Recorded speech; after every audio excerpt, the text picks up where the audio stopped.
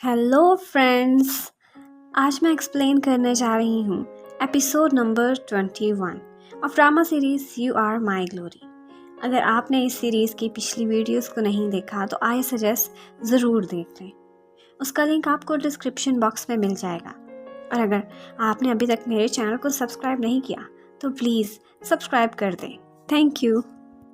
तो friends, last episode में हमने देखा था कि एंड पर पिप्पी को जिंग जिंग की गाड़ी में यूतो का लाइसेंस पड़ा हुआ मिलता है तो वो काफ़ी हैरान होती है। फिर दिखाते हैं कि वो दोनों एक रेस्टोरेंट में चले जाते हैं और पिप्पी वहाँ बैठी कहती है कि मैंने इतने सालों से हमारे हैंडसम टॉपर को देखा ही नहीं था।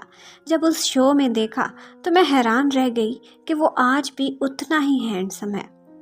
फिर वो उससे इंटेरोगेशन स्टार्ट कर देती है कि उसका लाइसेंस तुम्हारी कार में क्या कर रहा था, कैसे गिरा ये लाइसेंस, ऐसा क्या कर रहे थे तुम दोनों कार में। तो आगे से जिंग जिंग उसकी पहुंची हुई सोचों पर हैरान होकर बस इतना ही कह पाती है कि कुछ भी तो नहीं। लेकिन पिप्पी को यकीन ही नहीं आता और वो पूछती है कि सारी की सारी स्टोरी बताओ, तुम दोनों का कांटेक्ट कैसे हुआ। तो जिंग जिंग बताती है कि गेम खेलते हुए इत्तेफाक से हमारा कांटेक्ट हो गया। वो अच्छा खेल रहा था तो मैंने उससे कोचिंग लेना स्टार्ट कर दी। फिर आगे क्या हुआ? पिप्पी कहती है उसको तो ये कोई फेरी टेल लग रही थी कि यूँ तो उसे गेम खिलाने के लिए उसके घर आया करता था, उसे सिखाता था। और वो पूछती है कि तुम दोनों क्या अकेले होते थे? वाओ, तुम दोनों डेट कर रहे हो ना, मुझे क्यों नहीं बताया पहले। तो आगे से जिंग जिंग कहती है कि पागल लड़की, अगर मैं उसके साथ डेट कर रही होती तो इतनी अच्छी जगह इस इवेंट के मौका पर यहाँ तुम्हारे साथ नहीं बल्कि उसके साथ आती। ये पॉइंट कुछ वैलिड लग रहा था पिप्पी को। खैर, इतने में पिप्पी अपना फ़ोन चेक करती है तो वो वहीं से ही किसी क्लास फेलोज़ ने उनकी एक फ़ोटो बना ली थी कि जिंग जिंग भी होम टाउन आई हुई है और पिप्पी के साथ फिर रही है। ये फ़ोटो उसने ग्रुप में डाल दी थी और अब सारे पुराने फेलोज़ उससे मिलना चाहते थे क्योंकि वो येशिंग आई हुई थी। फिर यहाँ पर हमें पता चलता है कि पिप्पी ने भी उसके गेमिंग कंपटीशन को देखने के बाद ऑनर ऑफ किंग्स गेम खेलना स्टार्ट कर दी है और वो जिंग जिंग से गेमिंग की कुछ बातें करने लगती है। और जिंग जिंग उसे कहती है कि अगर तुमने सीखनी हो तो मैं तुम्हें अपने वी चैट में सिखा दूंगी। और बदले में वो मज़ीद इंटेरोगेशन से रुक जाती है, लेकिन वो ये भी कहती है कि तुम हमेशा से यूतो को पसंद किया करती थी। अब इतने सालों बाद भी तुम दोनों का कांटेक्ट हुआ है तो इसका मतलब है कि किस्मत भी तुम दोनों को मिलाना चाहती है। ये सुनकर जिंग जिंग भी ख्यालों में खो जाती है। उधर यूतो के घर उसकी एक आंटी उसकी मॉम की मिली भगत से उसे अपने पास बिठाकर एक लड़की की बहुत तारीफ़ें करने लगती हैं और यूतो को इंसिस्ट करती हैं कि प्लीज़ उससे मिलो, वो तुम्हारे लिए परफेक्ट मैच होगी। लेकिन यूतो आगे से बहुत ही कूल स्टाइल में उनके अरमानों पर पानी डालकर चला जाता है कि ऐसे ही उस लड़की का टाइम वेस्ट ना करे मुझसे मिलाकर। फिर वो अपने कमरे में चला जाता है और दोबारा से अपना फ़ोन चेक करने लगता है, लेकिन जिंग जिंग का कोई भी मैसेज नहीं आया था। उधर जिंग जिंग भी बैठी उसी के ही मैसेजेस को बार बार पढ़ रही थी तो एकदम से पिप्पी की नज़र पड़ जाती है और वो उसे कहती है कि यूतो ने तुम्हें कितने सारे मैसेजेस किए हुए हैं लेकिन तुम्हारी तरफ से कोई रिप्लाई नहीं गया। तो जिंग जिंग मैसेजेस छुपा लेती है और उसे कहती है कि तुम अपनी गेम खेलो, लेकिन पिप्पी उसे छेड़ती है कि नहीं, मैं तो इमेजिन भी नहीं कर सकती कि हमारा टॉपर क्लास का सबसे सोबर और सीरियस यूथ तो ऐसे दीवानों की तरह किसी को मैसेजेस करता फिरेगा। और फिर वो उसे कहती है कि अगर तुम आज भी उसे चाहती हो तो उसे वेट ना कराना, जल्दी से हाँ कह देना।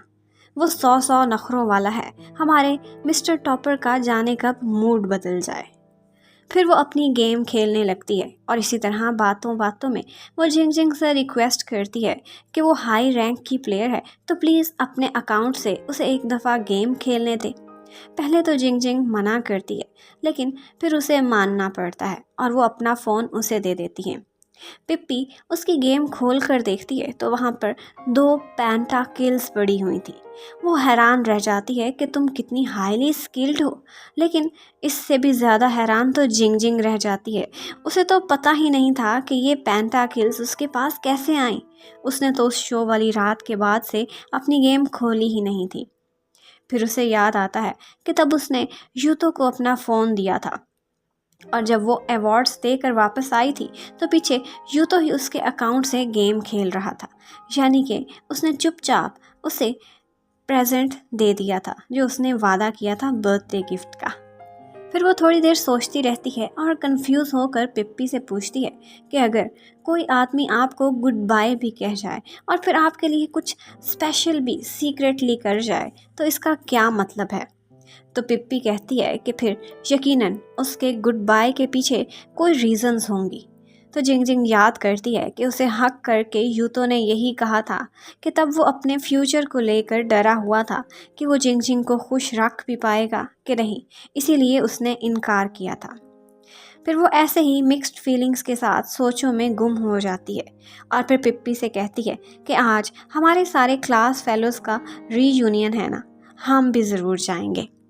उधर यूतो को एक क्लास फेलो का फ़ोन आता है और वो उसे रीयूनियन पर आने के लिए याद कराता है, लेकिन यूतो एक्सक्यूज़ करके कहता है कि मैं नहीं आ पाऊँगा। तो वो आगे से बताता है कि इस दफ़ा तो हमारी क्लास की सुपरस्टार क्याओ जिंग जिंग भी आ रही है।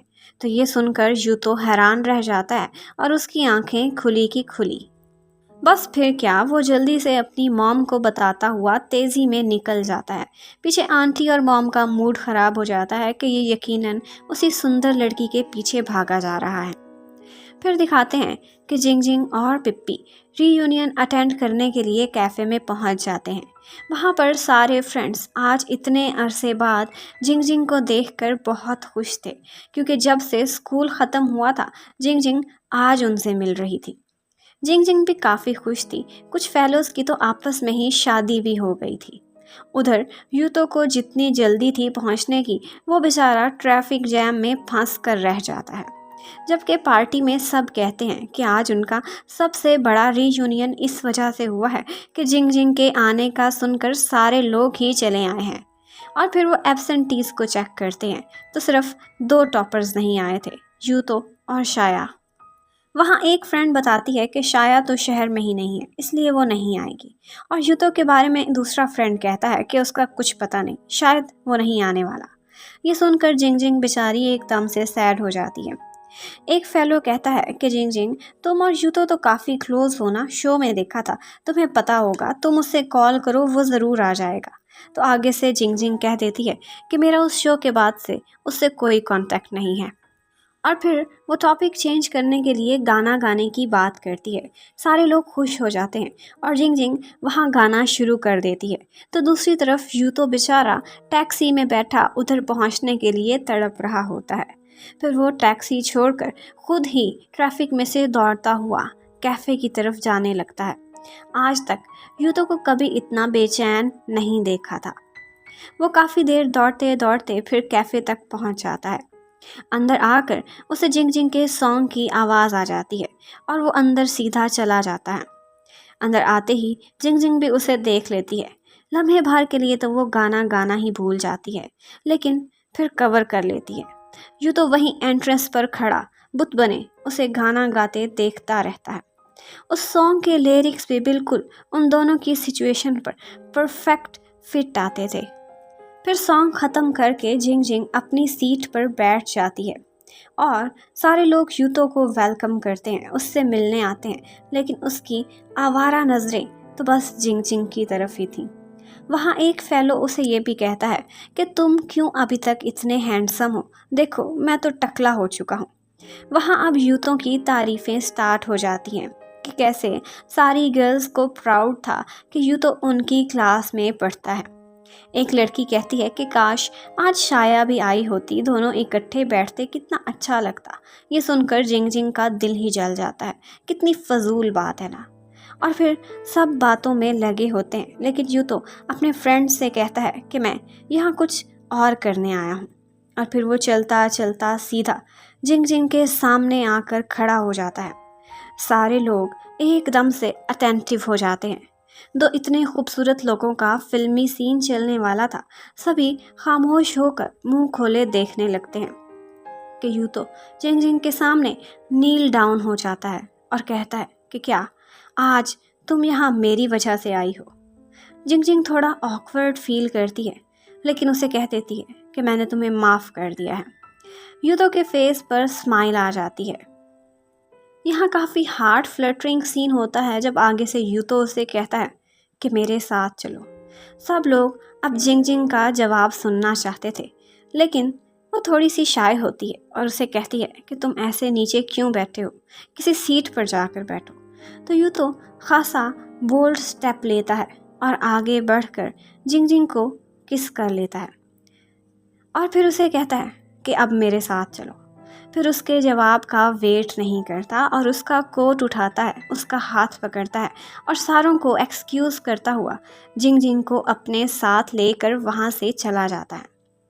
उनके जाने के बाद कुछ फेलोज़ को तो ये लग रहा था कि उन्होंने कोई सपना देखा है, हेलुसिनेशंस हो रही हैं, लेकिन फिर सारे उनके लिए काफ़ी खुश होते हैं और पिप्पी उन लोगों को कन्विंस करने की कोशिश करती है कि जो लोग यहाँ आज मौजूद हैं, हम लोग अपना एक अलग से चैट रूम बनाएंगे और उनको लालच भी देती है कि आज का बिल वही पे करेगी ताकि किसी तरह से ये बात आउट ना हो। उधर यूं तो हमारा हीरो जिंग जिंग को साथ लिए उस कैफ़े से जल्दी जल्दी बाहर निकलने की कोशिश में होता है, लेकिन रास्ते में खड़े सारे लोग उनकी हाथ पकड़कर भागते हुए फ़ोटोज़ बना लेते हैं। फिर वो उसको एक साइड पर बाहर को ले आता है। सबसे पहले वो उसे कोट पहनाता है और स्कार्फ भी। How caring. फिर जिंग जिंग उसे कहती है कि उस दिन शो वाली रात तुमने मुझे 2 पेंटाकिल्स दिए थे, मुझे आज पता चला है। तुमने क्यों कहा था कि मैं तुम्हें गिफ्ट नहीं दे पाऊंगा। तो वो कहता है कि अच्छा, इसी वजह से तुमने मुझे माफ़ कर दिया है। तो जिंग जिंग कहती है कि नहीं, थोड़ा हिचकिचाती है, फिर बात बदलने के लिए कहती है कि मैंने तो तुमसे ये पूछना था कि तुम्हें मेरे फ़ोन का पासवर्ड कैसे पता चला। तो यूं तो कहता है कि एक दिन अचानक से मुझे दिख गया था। फिर वो गेमिंग की बातें करने लगती है। तो जिंग जिंग कहती है कि तुम पहले तो ऐसे नहीं थे। तो यूं तो कहता है कि अब मैं वो पहले वाला यूं तो रहा ही नहीं हूँ। हाउ टची। फिर यूं तो पूछता है कि क्या अब मैं तुम्हारी तरफ से पक्की पक्की हाँ समझूं।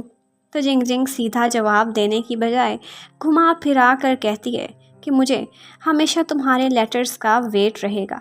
जो क्वेश्चंस मैंने तब चैट करते हुए तुमसे किए थे, सारे याद कर लो, मुझे सभी के जवाब चाहिए। ये सुनकर यूं तो खुश हो जाता है। इतने में वहाँ कोई आने लगता है तो यूं तो जल्दी से जिंग जिंग को हक कर लेता है ताकि कोई उसकी शक्ल देखकर पहचान ना पाए। फिर वो लोग जाते जाते कहते हैं कि ये कितना हैंडसम लड़का है, यकीनन इसकी गर्लफ्रेंड भी बहुत ब्यूटीफुल होगी। उनके जाने के बाद वो जिंग जिंग को कहता है कि चलो एक ऐसी जगह लेकर जाऊं जहां हमें कोई भी नहीं देखेगा। तो जिंग जिंग हैरान होती है कि हर जगह रश है न्यू ईयर पर, लेकिन यूं तो कहता है कि चलो तो सही। फिर हमें दिखाते हैं कि यूं तो उसे अपने पुराने स्कूल ले गया था और वहाँ पर गार्ड से ये कहकर एंटर हो गया था कि मैं एक्स स्टूडेंट हूँ और अपनी गर्लफ्रेंड को अपना स्कूल दिखाना चाहता हूँ। वो गार्ड यूतो को पहचानता था क्योंकि वो टॉपर जो था। फिर अंदर जाकर यूतो और जिंग जिंग काफ़ी एक्साइटेड नज़र आते हैं और यूतो याद करता है कि यहाँ एक दफ़ा तुमने फूल तोड़े थे और पकड़ी गई थी और तुम्हें क्लास में सज़ा भी मिली थी। तो जिंग जिंग कहती है कि तुम मेरी सारी बुरी बातों को ही याद कराना, मेरी कोई अच्छी बात याद नहीं तुम्हें। तो यूँ तो हंसने लगता है। फिर वो लोग काफ़ी देर तक घूमते फिरते हैं और साथ साथ अपना स्कूल टाइम भी याद करते हैं। वो जगह भी देखते हैं कि जहाँ पर जिंग जिंग ने यूतो को स्कूल में प्रपोज किया था और अब यूतो अपने उस इनकार पर काफ़ी एम्बैरेस भी था और कहता है कि मुझे पता था कि तुम मुझे तंग करने के लिए पास्ट को ज़रूर बीच में लाओगी।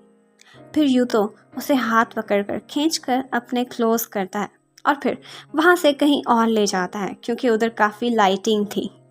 फिर वो लोग अपना क्लासरूम जाकर देखते हैं और जिंग जिंग याद करती है कि ये यूतो की सीट हुआ करती थी और यूतो को भी याद था कि जिंग जिंग कहाँ बैठती थी। फिर वो कहता है कि मुझे ये भी याद है कि तुमने मुझे फ्राइड चिकन के लालच देकर मैथ्स पढ़ाने को कहा था। तो जिंग जिंग कहती है कि फिर से मेरा कोई अच्छा काम ना याद करना। फिर जिंग जिंग उसे बताती है कि मेरा एक गोल था तब। तो यूतो कहता है कि हाँ, तुम मेरे साथ सेम यूनिवर्सिटी में एडमिशन लेना चाहती थी। जिंग जिंग हैरान भी होती है कि इसे कैसे पता चल गया, लेकिन फिर वो बताती है कि मैंने तब बहुत मेहनत की थी, लेकिन कुछ चीज़ें सिर्फ मेहनत से हासिल नहीं होती। तो यूँ तो फिर उसे पीछे से हक कर लेता है और कहता है कि वैसे मुझे तब तुम्हें मैथ्स सिखाने के लिए मान जाना चाहिए था। तो जिंग जिंग कहती है कि तुम में इतना सब्र होता कि एक डल सी स्टूडेंट को पढ़ा लेते। तो आगे से यूँ तो कहता है कि हाँ, मैं बहुत स्मार्ट और इंटेलिजेंट था, कर ही लेता। तो जिंग जिंग मुड़ कर कहती है कि हर टाइम अपनी तारीफ़ें करने में लगे रहते हो। यहाँ पर यूतो के एक्सप्रेशंस कुछ बदल जाते हैं और जिंग जिंग भी समझ जाती है कि उसकी नज़रें कहाँ जा रही हैं। फिर वो दोनों किस करते हैं और बाहर स्नोफॉल हो रही होती है। यहीं पर ही ड्रामे की एपिसोड ख़त्म हो जाती है। नेक्स्ट एपिसोड तक के लिए स्टे कनेक्टेड। Thank you.